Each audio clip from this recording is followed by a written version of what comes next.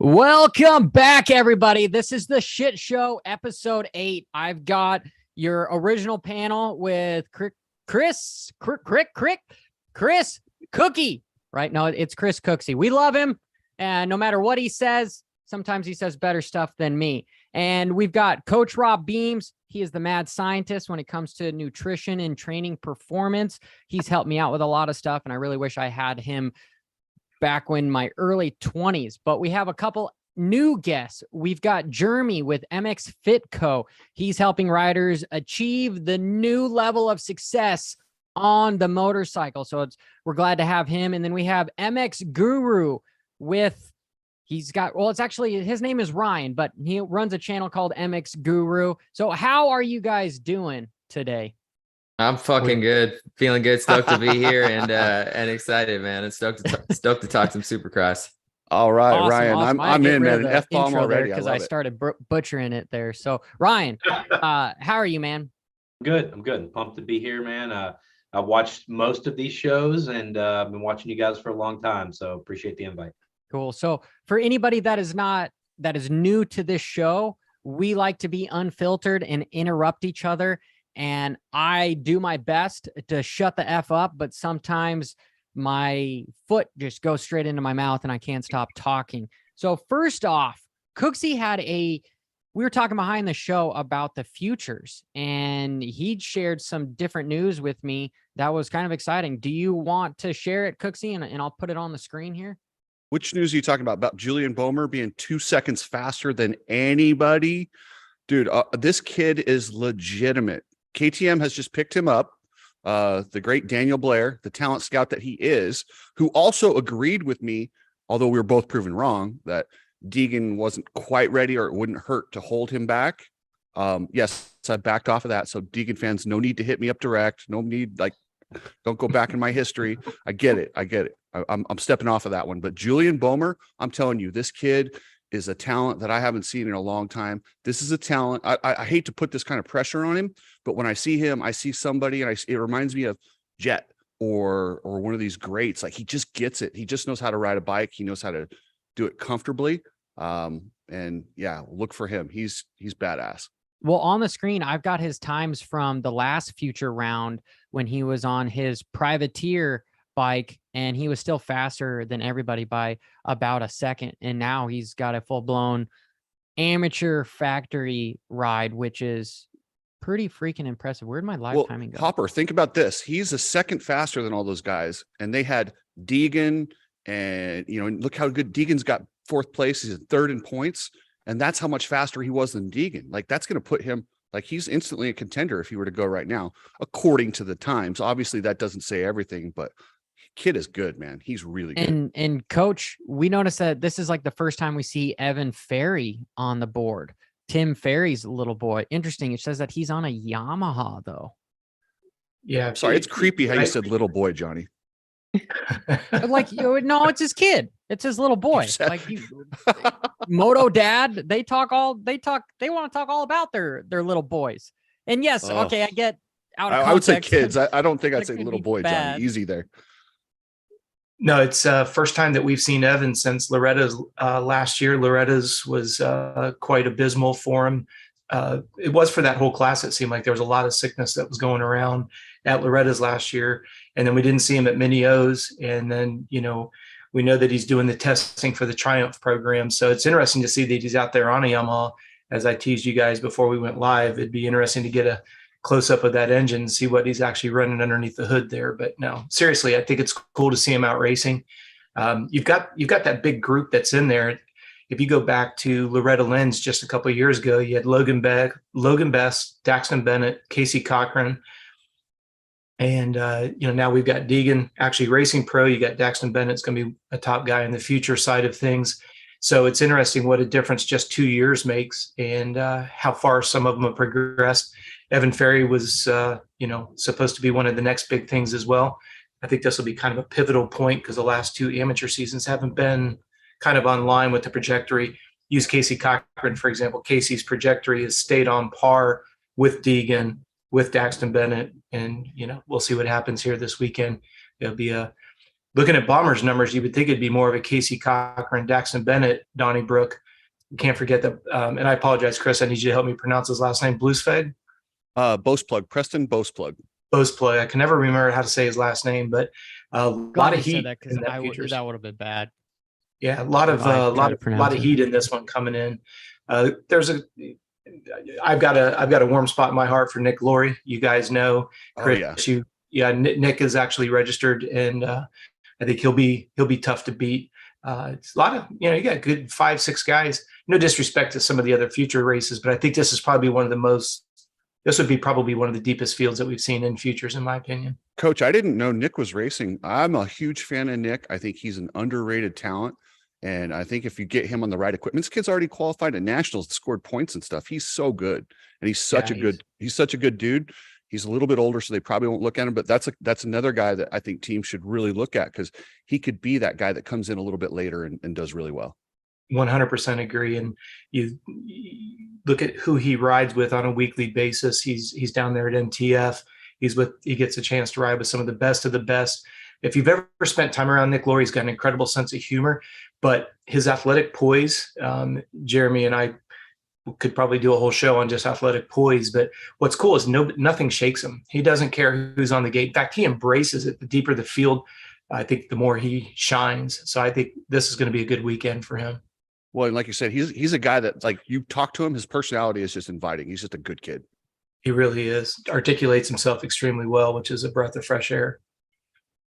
Jeremy, you help a lot of younger kids with their fitness. What would you do if you had a rider racing the futures? Because it looks like you're racing against a full-blown factory kids. Yeah, I think the biggest thing comes back to like what Rob was just talking about is the mentality and the mindset going into it, because a lot of these kids are just putting a lot of pressure on themselves. And I even had a conversation with Casey Cochran just like a couple months ago, and he talked about the mentality shift and how that helps him perform better when he tries to take the pressure off of himself and just go out there, instead of being real serious on the gate, talk shit to his buddies on the gate, have fun and that side of things. So I think that's the biggest thing going into it. Most of them do have the preparation and are ready. And I think it's the mentality going into it. That's the most important thing. Hey, Jeremy, a lot of the kind of the critics are saying that they shouldn't have these guys out there in front of the crowd. It's dangerous. I disagree. I think it's awesome, because at some point they're going to get thrown in. I think it's better that they go with their peers and race against guys that they're racing against at Loretta's on that level, and just kind of break them in slowly rather than, just throw them in. What do you think? I think it's awesome, man. I think it's a really cool experience to get under the lights and be in front of all the fans and stuff like that. And I think it's going to ease them into a little bit, so that when they do make that step and turn pro, that it's not going to be such a crazy shock factor and them, just eating shit and stuff. So yeah, I think it's great. Yeah. And it builds their brand too. Like Luke Kalazian, he's coming in there this year. He has had some hard luck. I don't think he's made a main yet, but at the same time, I know who he is and I'm following him because he got podiums last year and kind of built that brand, and it just helps overall. Here's what's crazy, Chris, is Luke made the main last week. Oh, he did? He made the main last week, but here's to your point. If you've ever been to the track and watched Luke, that guy flies, and he couldn't make the cut for the first couple rounds, and he finally figured it out. And, I agree with you. It's amazing when you look at what was it? I think he was 3rd overall in the futures last year, wasn't he? Yep. So yeah, it just shows you. I totally agree with Jeremy. It's a great platform. I think it'd be nice if the guys had a chance to a place to train, particularly for Supercross whoops, because I don't care what you think we're building during the week, what they're building on Saturday night, very, very difficult to emulate. Ryan, piggybacking off of what Cooksey said, do you think that those future kids are using racing with their peers and watching the pros? They're eating it all up and learning. And do you think potentially some of the amateurs here are going to have faster lap times than even some of the factory guys? Because I'm pretty sure that 3 out of 4 of the factory amateurs are going to be faster than the majority of the privateers, which is unfortunate, but interested to hear your comment. I would definitely agree with that last point you just made. And I'm sure this entire futures program is definitely beneficial getting them out on the same track, getting them in front of the crowd, under the lights. What's crazy is the pressure that they must be feeling, because if you're an amateur fan, you're following these kids coming up. Some of these kids you've been following since 50s. And I find the future is almost more interesting than I do the 250 class. I mean, 250 class, we kind of have an idea what's going to happen when the gate drops. The futures, we have even less of an idea. And they got to know that. And if I'm their coach, I'm just telling them like, hey, this isn't like, do the best you can, but this isn't a crazy big deal. You've got some people to impress, but I just feel like some of these kids might hang it out a little too much, and it might bite them. The one thing that I was curious about. Go ahead, Johnny. Go ahead. That's right. We can move on. Well, I was changing the conversation completely because nice transition. Tomac. Yeah, just Tomac, number one. Just start yelling a name. There's been a lot of fuss around the internet saying that he was getting ready to retire. I know I was calling him to retire like a year and a half ago, and I got a bunch of shit Johnny, for it. 4 years. 4 years in a row I've been saying that he's retired? Ever since I've known you, you've said he's going to retire. I thought the same. Hey, thank you for the subscriber there. But no, there's just some fuss about him retiring. And now RacerX had an article saying that he is potentially going to race the super motocross playoffs. And I think it's just money related. But what do you guys think? It's open to the panel. I'm looking for you guys to interrupt, myself included. Do you think he's doing it for the money? Do you think he's going to race all of motocross? Do you think he's going to go World Supercross? Jeremy, I want to hear from you. Not retiring. I like your attitude way better than Johnny's. I fucking hope he does, man. I think it's cool because, I mean, dude, he's just on top, right? So if he wins this is a new thing. So he might as well. I don't think it would have anything to do with the money. I mean, Tomac just seems like the guy that wants to win. And like, I think he's more about kind of the legacy that he's built and the championships and stuff like that. He always seems to be just focused on the championship. So, I mean, there's this new super motocross championship. And I think if he wins the supercross, then there's probably a good chance that he's going to go try to check this next box off. But I think it would be cool to see him keep racing. But no, do you think he's going to race motocross though? Because he was only going to do supercross only. And there's a few other riders that are doing supercross only. I believe like Webb is one. I know Marvin was wanting to, but now he's injured. Do you think he's going to try to race motocross? I don't think he's going to. I mean, I don't even know how the structure of that works, but from what I understand, doesn't the motocross points and the supercross points kind of combine together in some way or another, or no? Yeah. So for the viewers, the rules are a little iffy here. It's the top 20 in points for both 250s and 450s that you get qualified into one of the playoff rounds for the Super Motocross Championship. I know I like to call it the Super Duper Cross Championship, but that's just me being a dick. And if you win a Supercross race, you're automatically qualified in, and you can participate potentially in the LCQ. So if you're outside of the top 20, you can race the LCQ for the last two spots for both 250 or 450. So he doesn't have to race motocross to be in the LCQ, but he might not even need to race motocross to even qualify traditionally as in the top 20 in points. So therefore, I think he's just going to keep his body healthy. I mean, Rob, what do you think? Well, you put a lot of meat on that bone for conversation's sake, because, and Johnny, you're more the numbers guy. What would it take for Tomac to not, I don't know how to phrase this so it makes sense, right? Tomac's got X amount of points. They go to outdoors. Who would have to really stamp it during the summer of motocross that would bump Tomac out of that top 20? Is that mathematically? No, I know it's mathematically Coach, possible. But once you win a race, you're automatically qualified. So, but for the LCQ, but you're only qualified for the LCQ. Qualified to the main. I mean, that's the gray area, because I've heard two things, and I've gone to the website and I've tried to find the official rule book. But yeah, I know it does say that you are qualified if you win, but I don't know. It's weird. I'll say this. They will strictly adhere to the rules they make up on the spot. Yeah, exactly. Their guidelines. Yeah, exactly. Well, and then that goes back to what you're saying, Johnny. No, I don't think he's going to race outdoors. Doesn't want to race outdoors. Anybody that has raced pros says that it's just an incredibly hard grind. Tomac doesn't need to, doesn't want to. And if he I hate to say it this way, Tomac is a very humble guy, but he's just going to play the cards the way that the series is designed. If it's not necessary for him to have to race outdoors, why would he race outdoors? He's going to make a lot of money winning winning the championship, having quite a few wins. No, I don't see him racing outdoors. Does he jump into the World Supercross? Why wouldn't he? He's going to stay in shape. He's never been one that's gotten fat and out of shape and has kind of come into the season a little behind the 8 ball. It's the series, quite bluntly, is designed ideally for somebody like a Tomac. It really is, if you stop and think about it, because he can race for the first 3 months, hit the pause button. Jeremy can go take a little sabbatical, re-ramp his program up. He's going to come in firing on all 8 cylinders. He's going to take periodization and just stamp it against these guys because of the way that the series is designed. Health-wise, he's going to do it perfectly. Periodization. Do you want to?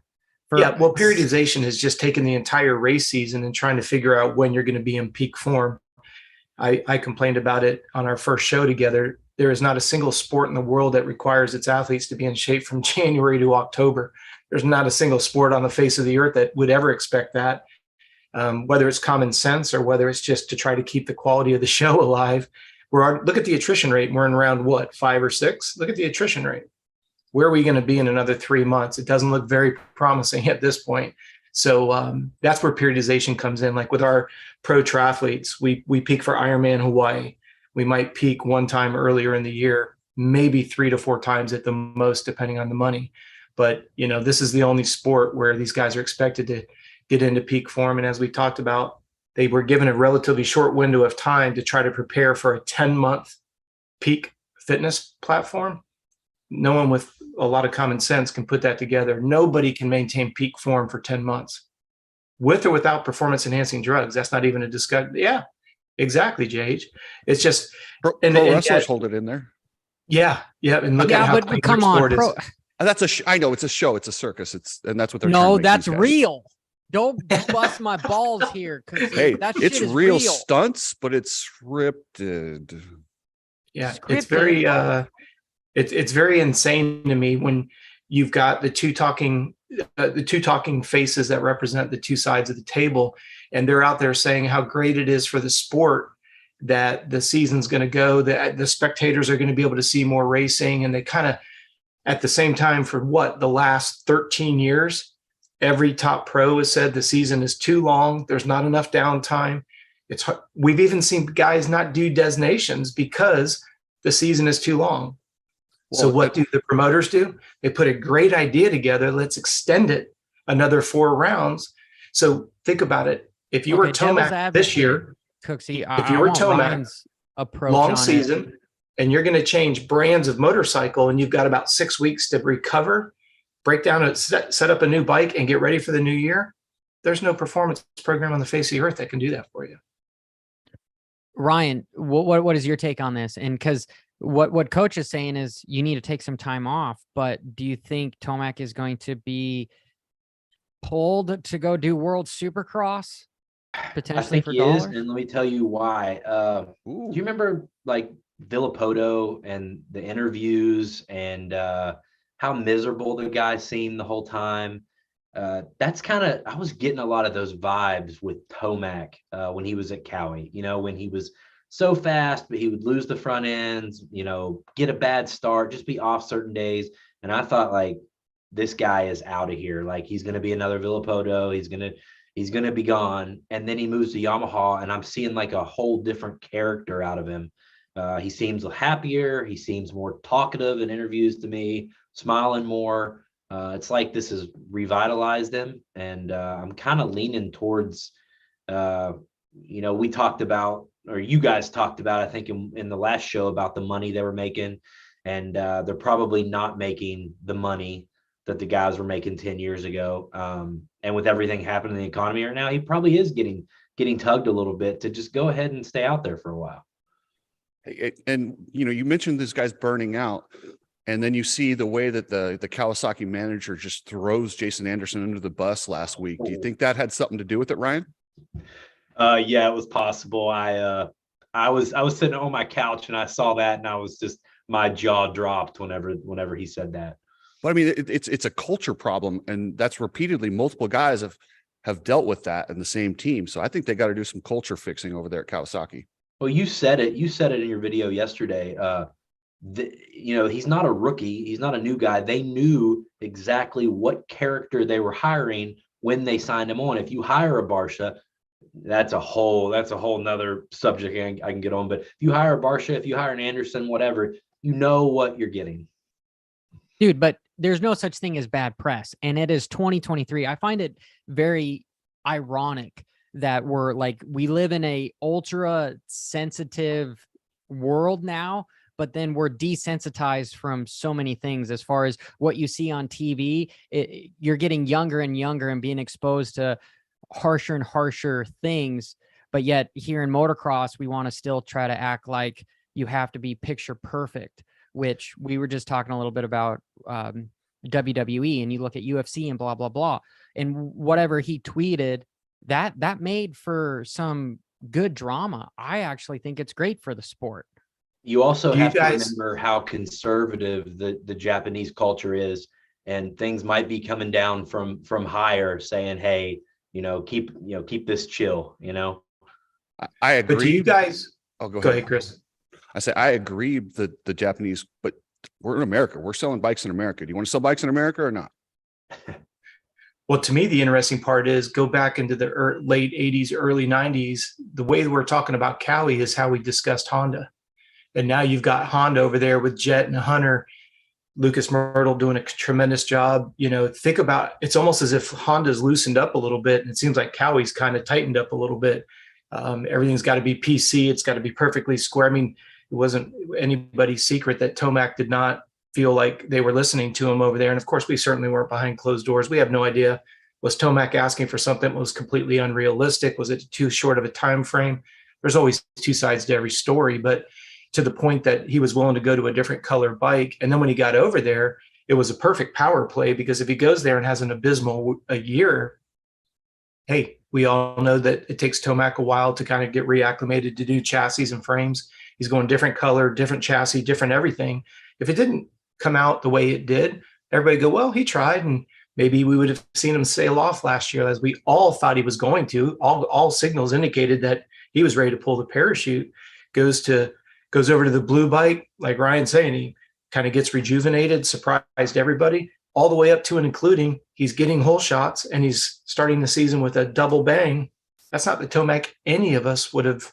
If we were gambling guys, we would have never wagered against that. It'd have been Jeremy, a foolish do you think bet. a riders union might fix this whole issue where the riders could have a little bit more of a stance to where they're not being pushed on by higher ups? Would it work? Yes. Will it get formed? No, because you're going to need a key guy that's still out there today that would be willing to make a stand, and nobody's willing to do it. Well, not only take a stand, coach, but whoever does it first literally takes the bullet. I mean, you got Kurt Flood that did it for MLB.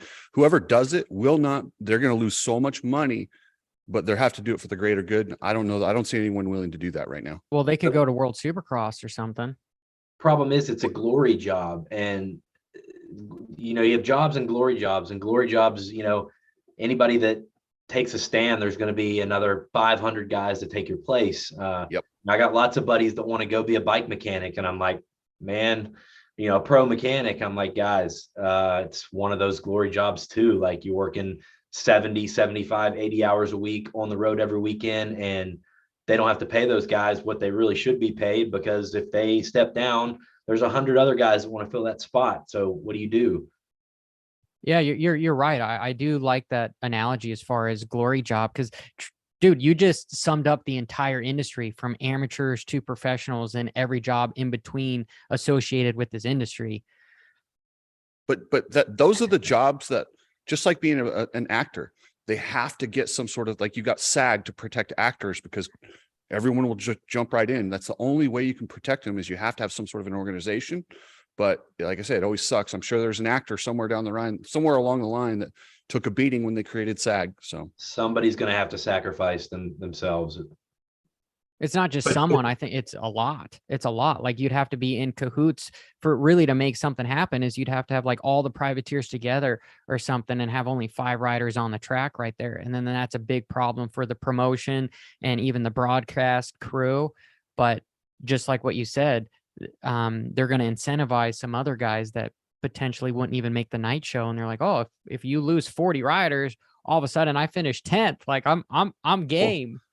And it's not like this hasn't been talked about and this was almost happened. The riders, James Eichel, do you remember him? He tried to do a union the night the lights went out in Vegas. The lights was like the last straw. They had all agreed, and James Eichel was kind of the head of it, and he got blackballed for that. And you know who smashed that whole agreement? Jeff Emig. What year was that, Chris? Oh gosh, I think 96, 95, 96. So you really stop and think about not much has changed since 96. That's the crazy part. When you look at those numbers, a lot of these conversational points were going on in really entrenched in 96. That's the crazy part about it. Yeah, they did scare the promoters enough to consider that they made some big changes after that. The purse went up, but the purse hasn't gone up since then. Well, till now, I mean, it's gone up, but that's regardless of what media will say. I believe it's in response to World Supercross. Do you guys agree, disagree? Jeremy, Ryan?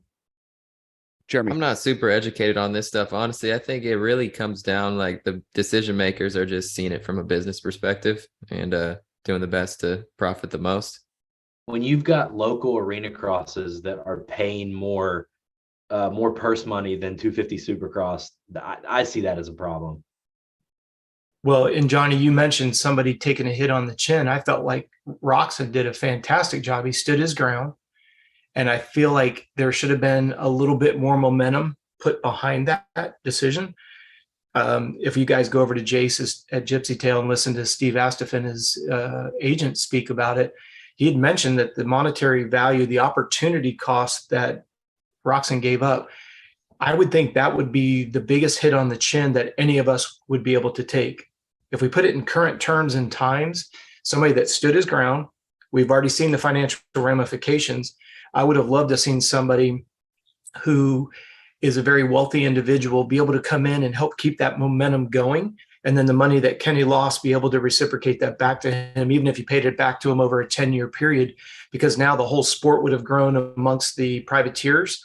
The message would have been across the board. And I think if we've seen anything out of this World Supercross coming in, what do we see? The ironic discovery of new monies that are available to kind of change the payout format. Unfortunately, Coach, it requires them elaborate extending the race season. But for us less educated people here, what do you mean by like have a big sponsor come in and roll the money back into Kenny? Well, if you have somebody that's independently wealthy that comes in and says, okay, we're going to create a riders union, there's the money that has to be put up. Because if all of a sudden now the privateer is not going to go race because he's going to stand his ground, how's he going to pay his bills? And you're seeing this in the triathlon world. You have what's called the PTO, the Professional Triathlete Organization. This is a group of, a group of investors that came in. They came in with X amount of millions of dollars. What they did was they created a ranking system. And ironically, it got off the ground during COVID.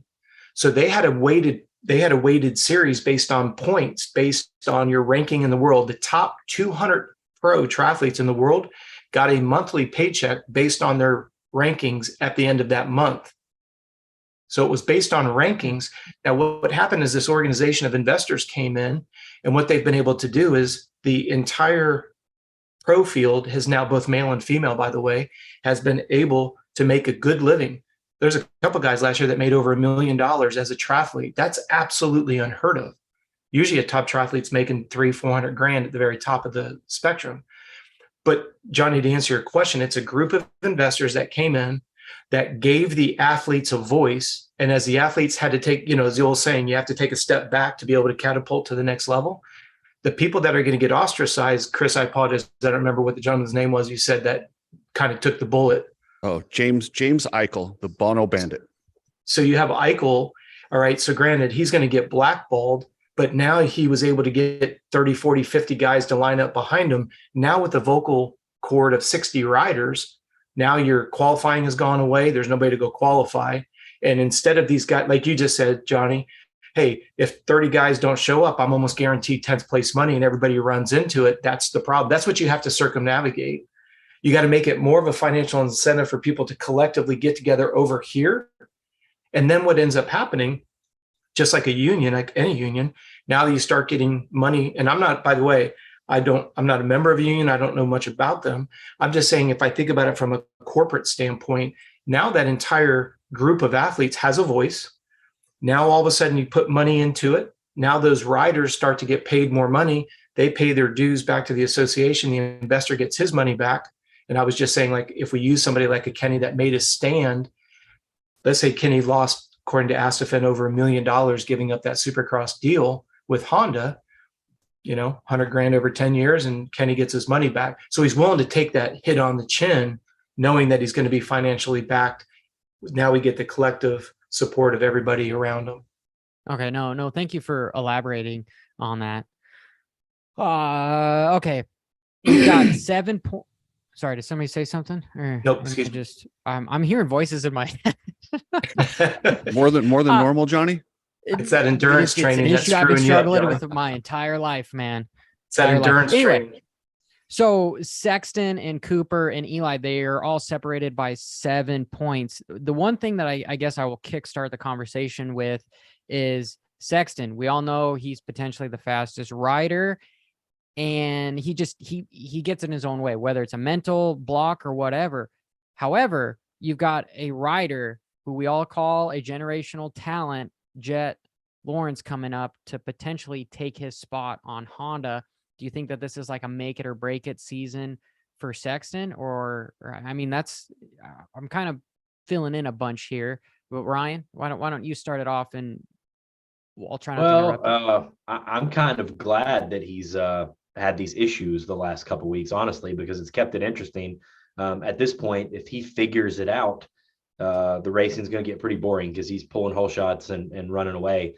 But no, I don't think it's a make it or break it. I mean, he's already signed with KTM, right? So he's, no matter what happens this year, he's going to have a premier ride and one of the best teams and a fresh start next year anyway, right? So I don't think so, but he's keeping it interesting, that's for sure. I'm sure he's kicking himself more than anybody else is. Ryan, do you think he's for sure just getting away from Jet because he knows that hurricane is coming? I think I'm sure so. there's lots of stuff that happened behind the scenes here. Yeah, I mean, I don't know about anything that's happened behind the scenes, but I mean, you would just think he probably doesn't want to share that paddock with Jet. Everything is Jet crazy. I'm almost sick of hearing his name on the in the announcing on Saturday nights. As much as I like the guy, he's just taking everything by storm, and I'm sure that Sexton doesn't want to be overshadowed by that in the pits next year. Jeremy, do you have anything to say? Because I agree 1,000% with Ryan, where personally, but I will disagree where I do think it's kind of a make it or break it season for Sexton, because Johnny, how is it a make it or break it season? He's like 23. Well, as far as your stock goes, I mean, his own confident wise, he's got a 2-year deal on KTM for probably $1.5 million. The only thing that happened behind the scenes was that Sexton doesn't want to play in the same sandbox as Jet. So he went out, and KTM, he was smart. He knew KTM needed a key player. I mean, let's face it, he signed this contract, 3 months ago? Mm-hmm. Longer than that. So yeah, I mean, depending on who you talk to and who you trust, but I'm hearing 6-8 months ago, this contract was signed, right? So to Ryan's point, last summer, remember, everyone told me I was an idiot, coach. Well, yeah, and then once we said nobody it knows who you publicly, know, it and was that's a massive disaster. And then you had other people start saying it. But That's think what's about it, an though. issue with the sport too, is that you've got him going to a 2-year deal, making as much, if not more, than he was at Honda. Like Ryan said, he's not losing a gear. It's not a gear change. It's not a goggle change. It's just a color change. No, I don't think anything happened behind the scenes other than Jet was guaranteed. Lucas got him a fantastic deal for a 450 ride, and he doesn't want to play in the same sandbox. Have we confirmed which color he's going to be on, Coach? I had somebody tell me that he wanted to ride a Husky. I had somebody tell me that he might be on a gas. And then I also heard that DeCoster put his foot down and said, no, we want you on the KTM. So I didn't know where that was at. Yeah, it all depends on who the heavy hitter is. If they keep a Cooper Webb on a KTM, he's going to want to go gas. If Cooper Webb goes over to Yamaha, as most people think he will, then he stays on KTM and goes orange as the big guy. Sexton will not allow himself to be anything except the center of attention. It's just the way it is. If you talk to anybody that works around him, if the you info that talk I was getting allegedly was exactly what you said, Rob, was DeCoster was saying, hey, we really want you to go with the heavy hitter with KTM. Well, if there was a key position, he wouldn't go there if Cooper Webb was going to be there. Because then it's the same dynamic with HRC Honda with Jet. Well, you talk to anybody who's spun wrenches for him. He's very difficult to work with if he's not the center of attention. This was started. The best thing that happened to him was, and this I feel bad for Kenny Roczen. The best thing that happened to Sexton was that Roczen essentially wheels fell off the bus with his health and everything else, because he does not like to be second fiddle to anybody. And then when that happened, and then he got the top spot at Honda's attention, he's not going to relinquish that for any reason. Backing up, man, wasn't it J-Mart that was honestly supposed to have the spot on HRC Honda, and then he hurt himself, and then he now has been kind of glorified as a 250 rider because of his back injury, and then you see Sexton take your ride and potentially turn it into something that you could have potentially had. That's devastating. Well, it is. And think about the irony of who J-Mart ran into that broke his back. Jacob. So you go back full circle. It's just been an interesting last 5 years. Musical chairs, power play. I mean, look at Colt Nichols. My heart bleeds for that guy. 2 years ago, one of the top sought after talents, and then just the way the musical chairs goes with injuries, and he's getting a shot at Supercross, but it's not looking too good. It's not really blossoming into much. He's got Jet coming into 450 right for outdoors, so he's not going to be retained. There's no way they're going to run a third bike with Colt Nichols unless they're using it to shake down a bike. That's it. Jeremy, you've been real quiet. What do you think about the whole dynamic? Yeah, I mean, I think just going back to what you said when you were talking about make or break year for Sexton, I think the only thing that could make it a make or break year is just looking into the future of the championship. His just ability to get those championships, because you got to think Jet's going to come up and be good pretty quick. And so, that's what I see. I just see Jet being good within the next at least like 2 years and kind of going on a run. Whereas Sexton is in this position now where he could maybe get a championship or two, but it's just going to be tough, and always going to be tough competition, but you just got to see Jet being real good real quick. How frustrating would it be if you see Sexton get second behind Tomac? Let's just say hypothetically, Tomac retires at the end of the year. Jet goes 450 and wins a championship next year. And now Sexton he's the bride for what, the second, third, fourth, fifth year. Dude, it wouldn't surprise me. It honestly I wouldn't surprise me either. Nope. Well, here's an interesting theory as to why Sexton potentially wanted to get away from HRC Honda is look at Marvin when Dungey was on KTM. Marvin was able to win a couple races, but he literally backed up and let Dungey buy in order to have him win the championship. And do you think that potentially some people might be talking that they might put Sexton in a situation like that, where you're like, hey, we want Jet to win because of silly politics? I know that's a lot to take, but Cooksey, you're pretty good at stirring the pot on stuff. Johnny, that's ridiculous. The only way they're going to do that is if it gets down to the last couple rounds and one guy has a chance. Until that point, they're never going to, yes, they want the number one guy, but they don't care. The number one guy is the guy that's doing the best. So if Jet is in a points battle with Tomac and Sexton's not, they're going to say, hey, you're going to have to get out of his way, or vice versa. They would do that to Jet if Sexton and Tomac were going at it. I don't think that it really matters. So. I mean, but it had to have been a conversation. You have to start thinking about a little bit of the future with these guys. The 250 guys, I don't think as much. Somebody like a McAdoo, he's definitely not thinking about his future, because he'll crash real hard and then just go balls to the wall on something. But I think Sexton is one of the guys that is trying to set himself up for success. I guess maybe switching gears, a little segue here. Cooper Webb, last year, he was saying he was unhappy. The bike wasn't working well. He wasn't at the Baker's factory. And then now he's at the Baker's factory, and he's actually tied for second in points with Sexton, and he could potentially be Tomac's biggest competition because of his racecraft. Think that's a coincidence? Alden has nothing to do with Webb. I don't care what anybody says. Webb's been doing this grind. He knows what he needs to do. It's all about the bike. If you look at last year, that training stuff had none of a catalyst? No, I agree. I think it's the bike. It's the bike, because Jason Anderson is not with Alden and he's top 3. You've got guys that have left Alden and still look sitting at Malcolm and look at Aaron Plessinger. Those guys have leveled up as well. Whoa. Hold on. No, they haven't. You have Plessinger working with Alden last year. He's working with him again this year. The only new variable is the new bike.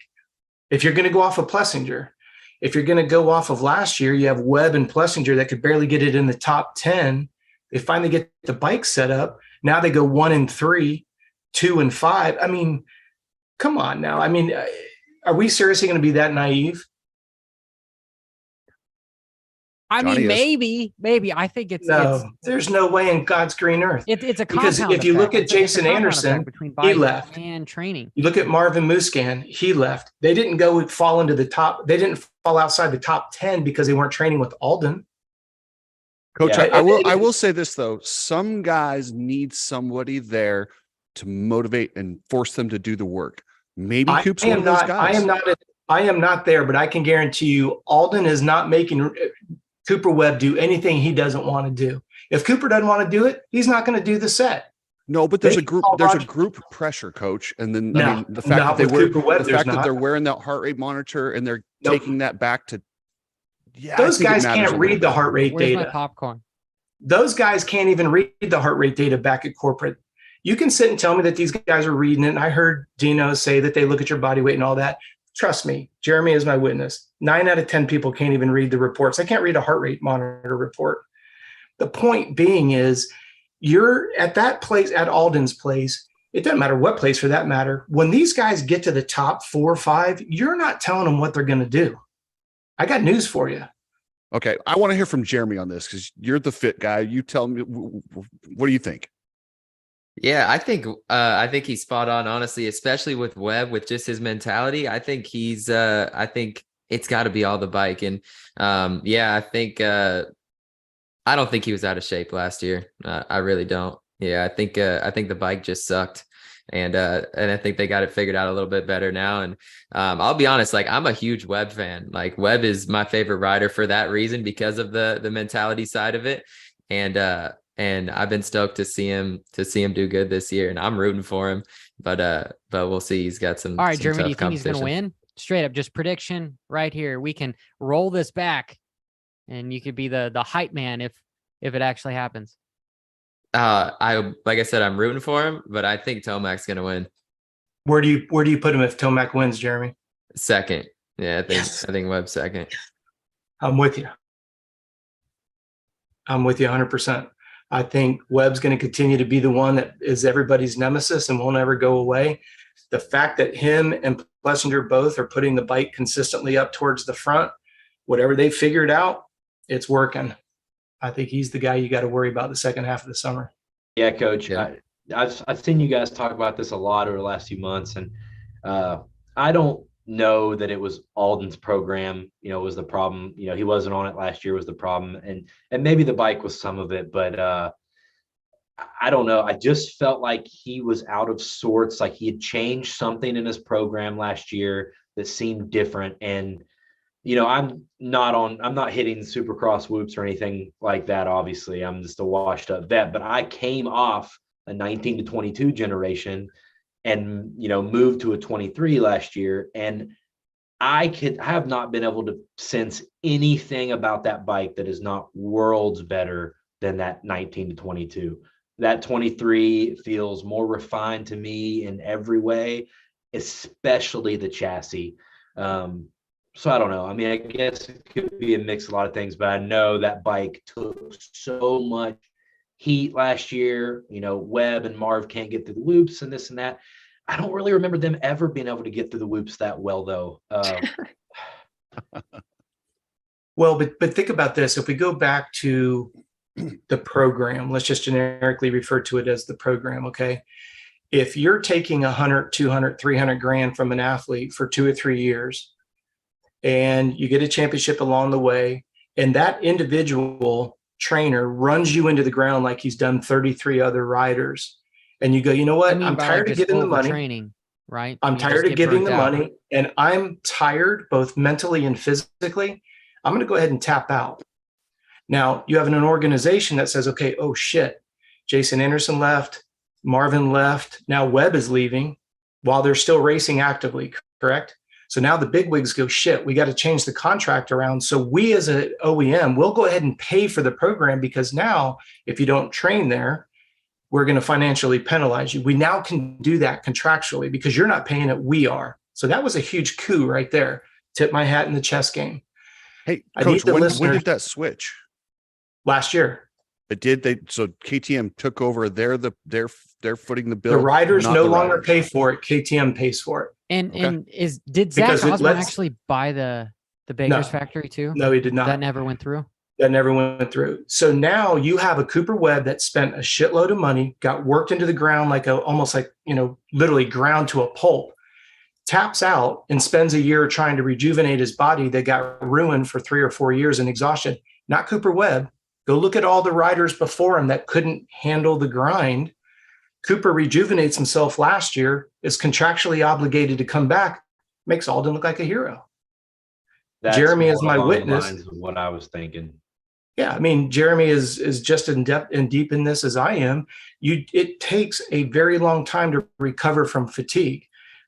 Not my words. Go look at the interviews that Cooper Webb said. He goes, I was burnt out. I was ready to pull the plug. I was ready to retire. Mm-hmm. And now look at him. He's freaking killing it. Why? Are we going to say because last year he said, you know what? I'm going to kind of do my own thing. I'm going to allow myself to eat some calories. I'm going to start sleeping good. I'm going to start getting healthy. Comes back. They changed the frame and he's training at the same facility. Now it's the facility. By the way, the same facility that didn't revolutionarily turn around Malcolm Stewart that everybody swore was going to be the big year because you're training with Mount, you're training at at Alden's. Well, where's all the people that was kissing Alden's feet saying, oh, he's going to turn Malcolm around? Malcolm was still pretty big. Oh, wait, Plessinger's going over there. Why didn't Plessinger kill it last year? Same program. No, Webb wasn't there. Plessinger was there. Why didn't Plessinger kill it last year? It's just cracks me up. And I'm seriously, I laugh my ass off. The only concern that I have is when you step back and you look at how many people are ruined by a certain program versus the 3 or 4 that everybody wants to stay focused on, that's a pathetic state of affairs. When you're willing to ruin people's careers and say, well, for the 3 or 4 that we had success with, the 30 that we ruined, that's okay, as long as you're not one of the 30 that he ruined. Now, I'm not saying just Alden. This is all programs. That's Roger DeCoster's program, right? Just throw. Well, I'm just going off of what people have told me because I, quite honestly, just like with Jeremy, we're busy. We run our own businesses. We do our own things. We keep our nose clean and we just do what we do. But when I hear people that are voicing frustrations, all I just articulated with you guys is the stuff that I get in my ear where people are like, where's the accountability? You took a lot of money, you ruined someone's health, and yet there's no financial ramification for that. Imagine, for the listeners, imagine if that was your son and he got worked to a grind in any program that's out there because of a lack of knowledge. I mean, Jeremy and I, this is what keeps us awake at night because this is so avoidable just because there's no knowledge. But when you're going to sit here and tell me it's a program, money and like you said, the opportunity cost. Well, I just go by the only sport where you got guys like McAdoo that are willing to go, oh, I need to go out there and risk even more, knowing full well that it might not be the best for his physical and mental health to continue to ride. Well, I just get fed up with the two side. What's the word I'm looking for? Talking out both sides of your mouth. You tell me it's everything about a program, and then you have 2 guys last year that didn't win. See, when you have 5 good guys and one of them is going to win the championship, what's it easy to say? See, I build champions. And you just say to the other 4, hey, look, it wasn't me. It was you because I got him a championship. You just didn't do whatever enough or what. Now, all of a sudden you have, let's call it 2nd tier capabilities. And they didn't all of a sudden polish somebody into becoming a 5th or 6th place guy, go to a certain program. And now you're killing it. What? You over here, you said it was all about the program. And then when it doesn't happen for 2 years, oh, it's not the program, it's the bike. Then one person goes back and it's all about the program. Are you seriously? I'm glad you actually elaborated on that, because I could tell you were getting pretty heated about this conversation.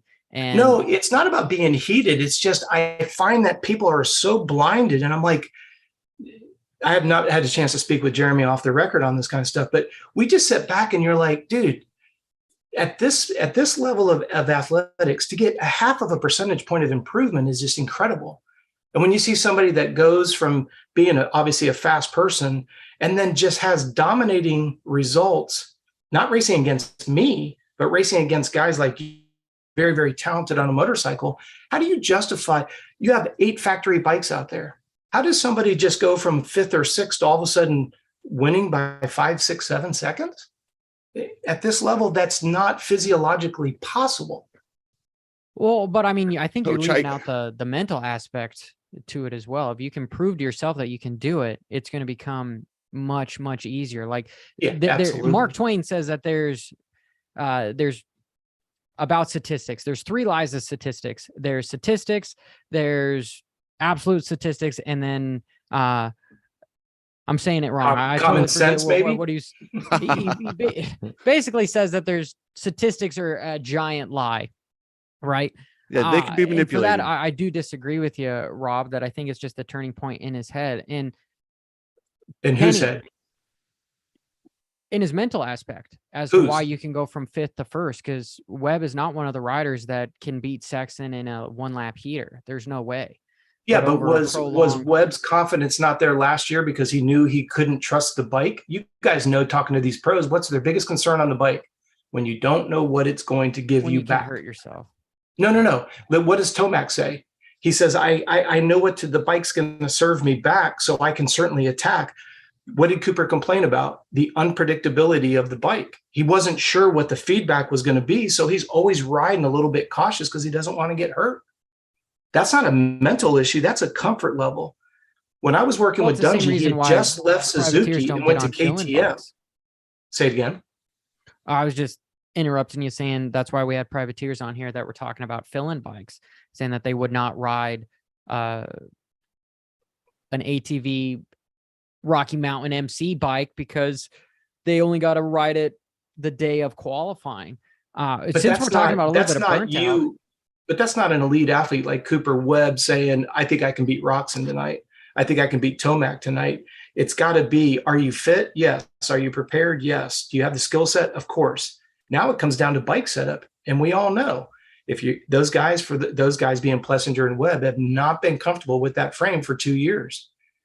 I apologize, Ryan, you had the number specifically. Would you say 19 to 22 or something? So 19 to 22 was the old generation, and now it's 23. And like I said, I'm obviously not riding that level, but myself and all the amateurs that I know have ridden that bike all feel like the 23 chassis, especially the 23 bike completely, but the chassis especially is far improved. Now that whatever they're doing is vastly different. That could be the case.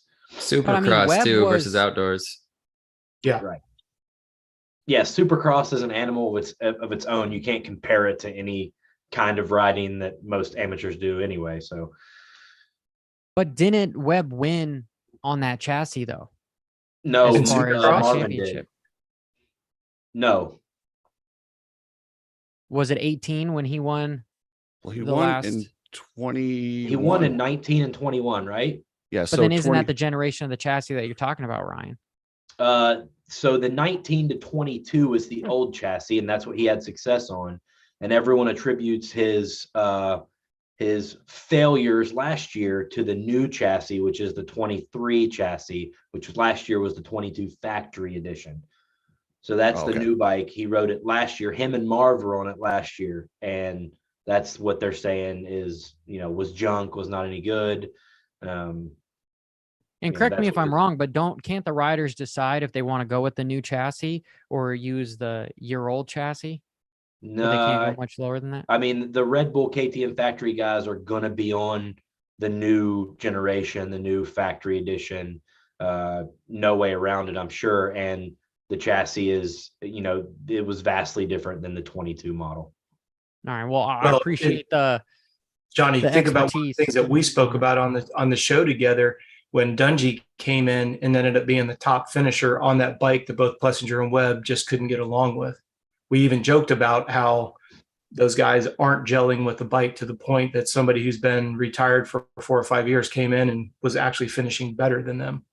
Well, and part of that is Dungy hasn't been riding these bikes, so he doesn't know what they're feeling like. So he gets on it and it feels better than what he last rode at that level. So he's like, this thing's great, until he got it on the track and went, wait a second, it might be a little off. All right. And if you guys agree with that, then you just validated my point that it's not a performance program as much as it is a bike, period. I believe it's a combination of everything, Coach. Oh yeah, absolutely. I mean, I don't think it's any one, not one thing. Alden's program, like I don't think whatever he was doing was as good as what he's doing at Alden's, because it didn't build the confidence that he needed. But how do you stay motivated and confident when you aren't confident in the bike either? So it's multiple factors. It's not just one. Yeah, but you got to back the train up just a little bit more. And Jeremy can elaborate on this if he wants.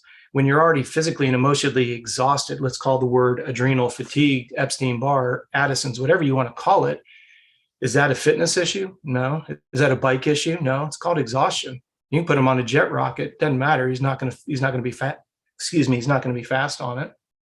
Yeah, you're fucked at that point. But yeah, going back to it, I think it came from the bike not being where he wanted to be, and then that fucked up his mindset, and then it was the combination of those two things.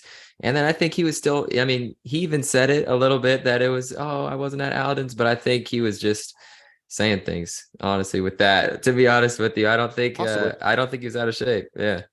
Well, I think it's a very insightful point that you bring up, Jeremy, because there was a lot of interviews during the week where he says, oh, I had to go back to the program. Well, if you realize that KTM OEM is paying for it somewhere in his instructions, just like when they take the empty bottle of Red Bull or Monster and they act like they're drinking it and they fake the swallow and you could tell the can is light. Stop with the charades. It's completely foolish. No, there's no water in it. It's completely empty. They act like they're drinking it. When somebody drinks something, you can see the difference. I know, but Monster literally has some of their cans that are literally designated as water for that. Coach. I'm just telling you, if you watch them on the podium, they're not drinking, because when they go to do the interview, when you have water in your throat or you're clearing your throat, it has a different sound to it. It's trite. It doesn't matter. But to Jeremy's point, though, the script about riding during the week and enjoying it and being back there, you can see how it's so scripted. It's pretty doggone obvious.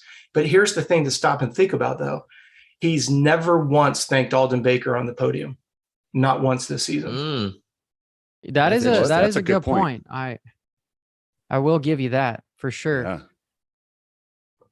We're getting right at close to an hour here. The last little bit that I wanted to discuss, because we've got a little phenom kid with all of his social media following, Deegan. He was able to win a heat race last time that he raced, and now the Triple Crowns is just a couple minutes longer for a main event. Do you guys think he's going to get it done to where he will win one main event? Ryan? That's surprising. Yeah, go Ryan. Yeah, I think it probably will happen. I like the kid. I respect the grind, even though he's blocked me on TikTok. Join the club. I don't have anything against the family whatsoever, but I find myself wanting to cheer for some of the other kids that maybe didn't grow up with everything that he had at his disposal to get as fast as he is and where he's at. And I don't know, I kind of hoped he wouldn't be so on the ball right off the bat, but he is. And so far, I haven't seen really anything that's looked like the pressure's gotten to him, or it's like I've been a chink in the armor, as sad as I am to say. So yeah, I could very well see him. I could see him winning a regular main event. I would not rule that out. Now the Triple Crown, which by the way, I think is far more exciting to watch, a better Saturday night for me all around. I would not even blink an eye who wins one of those mains. But I want to say, if I see that video of him doing that bull turn one more time, I'm probably going to shoot myself. It was pretty sick though, dude. It was sick. It was really fast. It was sick, but every little like motocross fan page picked it up and was sharing it. It's all I saw for like a week. Dude, these kids told me that's the fastest anyone's ever gone around a corner in life. Like they tried to tell me he's the best rookie ever. And then I dropped like 4 dudes that won their first race. I'm like, yeah, they didn't care. Yeah, it's funny. Yeah, I can see why. I mean, like even myself, I was at I think it was A2 when they did the futures when he was racing it, right? And like I was pulling my phone out filming him because I already knew it was gonna get a bunch of views and shit. So I mean, you got to play into it, but I think he's gonna do good too. And I think he could win one of them. I don't think he'll win the overall, but I think he's gonna put it on the podium. I think he's gonna do real good. I think this is going to be a dangerous weekend for everybody because Triple Crown is the closest thing to amateur racing that you're going to get because it's so short. And I think that's going to bode really well for Deegan. This is what he's familiar with. This is the closest to what he's done for the last 15 years. Well, I like that analogy. That was good. Yeah. And, you know, he won a heat race and typically the rookies, a lot of times in these Triple Crowns, you'll see a flash in one of the 3 mains. So I look for Hymus, Tom Vial, ending. I look for Tom Vial. I look for these guys to just thanks, Cooksey. I look for these guys to have flashes. And I think Deegan's the best and the most likely to get a win out of the rookies in one of these motos. And I'm calling them motos, not main events, because they're motos. So yeah. Wow, Cooksey is Gonna be calling good. him to win a moto. Or- I've learned my lesson. He proved me wrong. And the kid's good. I mean, he's legit. Now, is he as good as Julian Bomer? No, I'm just kidding. I'm joking. God, they're going to freak out on me. No, Julian Bomer's good, but don't leave the kid alone. You make a good argument, though. Truthfully, you do. If we're going to just have hypotheticals here, I mean, we will eventually see that matchup in a year or two. Johnny, let's throw a huge conspiracy. Let's really stir up the stink pot. Can we say that Bomber got Deegan's KTM? That's a reach, coach. No. Think about this. I know. That was 2 years ago. No. Think about it. Had Deegan stayed, he'd be on that KTM 250 that Bomber. If he'd stayed KTM and was still amateur, he'd be on that bike that Bomber's on because Daxton Bennett left KTM and went to Star Yamaha as well. Bomber now has that bike that those 2 guys were riding. Bomber's so good. Somebody was going to pick him up. I couldn't believe that he went that fast and didn't have a ride. Hey, live qualifying right now, though, you've got Daxton with a faster lap time than him. How much? 0.2. Daxton got down to a 50, and so did Casey Cochran. Who's top 5 in? Daxton, Julian, Casey, and Preston. Evan is 5th. So what's the time gap from 1 to 5 total? 1.5 seconds. Almost 2 if you're getting that's bigger right than I thought it into would be. 5. That's a little bit bigger than I thought it would be, just because at that point the disparity between those guys is a little bit tighter. I thought it would be a little bit more like the 250 guys, where sometimes it's a 1/10, 2/10, not full second and a half. What coast do you think is faster, though? Do you think the West Coast is faster for 250s, or do you think it's the East? I almost want to say that the West Coast is faster. I would agree. Yeah, Jet's faster than everybody. That's pretty much flat out right But there. I'm saying like as a whole. Well, I think with Jet West racing West Coast, everybody else has showed up because they know they have to. I mean, that's just a given. And I think it's going to be very interesting when we see the first mix-up between the East and the West.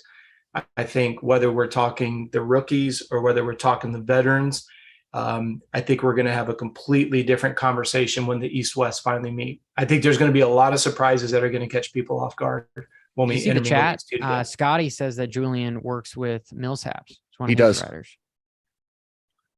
Davey lives in Havasu near them, and he's been tutoring him for quite a while. That's a smart move. But I think when you get the East-West mixing it up, Johnny, I think it's going to be very, very interesting to see. I've got my own thoughts on what it's going to look like, but where you look at when those two get to meet, where it's at in the series, I think it's going to be an interesting telltale of what are we going to see when we get to October. We could talk about it off the record if you want, but I think it's going to be pretty interesting. I think it's going to surprise a lot of people. We talk about a lot of shit off the record. Well, we have to, because unfortunately you get these forums that they lose their freaking marbles and they just go stupid on you. They don't stay rational. So unfortunately, we have to. Dude, we have Ryan, to that's work it probably, you out. probably get that a lot, dude, with TikTok, because you're the most popular of all of us on TikTok, that it's hard to get a point across in a minute. And so you leave a lot of the context out. So people take it for, they run with it. But I have to have a stupid comment here. Do we know why Arlington, Texas is an East Coast round? Why are the Dallas Cowboys in the NFC East? I've wondered that for years. Like, Yep. All right. Okay. So just making sure that I'm not You're not the only one, Johnny. Makes no Johnny, sense. Texas is always, it doesn't matter. It's whatever they need it to fit in the schedule because it is central. So. Well, I know everybody, this has been a fabulous shit show for an hour. I want to thank everybody in the chat. You guys have been awesome. Make sure that you go like and subscribe to each one of these SOBs. I've got their descriptions and their links in the description. I've got their links in our description. But Ryan, where could we find you, brother? Well, I've become pretty synonymous with AOMC.mx. If you haven't heard of us, we're one of the bigger moto parts and accessories e-commerce sites. Check us out. But you can find me on YouTube under MXG, on TikTok under the MX Guru. I put up stuff about KTM news. I do bike walk-arounds. I do some riding videos because for some reason people watch them, and just kind of talk shit. So come check it out. Jeremy, you are our other guest, brother. Where can we find you and where can we subscribe to your content? Yeah, man, I'm on all the platforms for the most part. I would say Instagram is my number one at Jeremy Keach, working on getting the YouTube a little more popping off. So catch me there. But yeah, anybody that rides dirt bikes and just wants to get in better shape, wants to improve their endurance and get better on the bike, that's what we do. We help people with that. So if you're interested in getting better, and yeah, my thing is like I work with all levels of different people. So even if you're just the average Joe, a weekend warrior that wants to get in better shape and maybe win your weekend warrior races, then hit me up, DM me on Instagram, and we can get you dialed in. Hell yeah. And I know Cooksey, he's got another YouTube channel that is not so much surrounded by moto. It's everything else that's going on. Make sure you go check that out. And Robb, Complete Racing Solutions. Do you want to hit it home with where we could set up to go race some triathlons or whatever athletic performance you are looking for? Robb, that was a segue for you to tell me where your stuff is. He totally bypassed me though. So thanks though, Johnny. Well, and Cooksey, all day, every day with back Cooksey. it up. I got a new co-host, Gina. Way easier on the eyes than any of us. So yeah, check that out. We talk about all sorts of stuff, how to maintain a healthy relationship and still have your dirt bike obsessions. So yeah, check it out. Awesome. Did we lose you, Robb? Because No, I'm back, both know brother. that I just made this a complete shit show at the last 5 minutes here. No, it's great to have another show. Thanks, guys, so much for joining us. Keep killing it with what you guys are doing as well. And Johnny, high five, knuckle punch for putting another show together. If you guys are looking for anything fitness related, a lot like Jeremy, we're just out here trying to help. There can't be enough good information that's out there. You can check us out at CompleteRacingSolutions.com, or if you've got a pain point, check us out on YouTube, Coach Robb with 2 B's, Coach Robb Beams. That's our YouTube channel. So trying to answer as many questions as possible, trying to do one a day.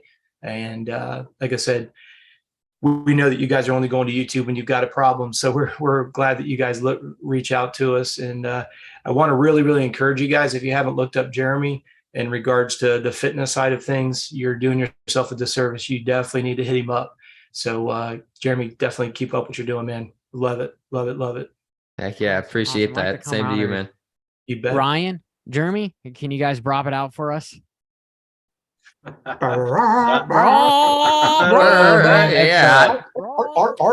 That's tough to beat. You got that one nailed, buddy.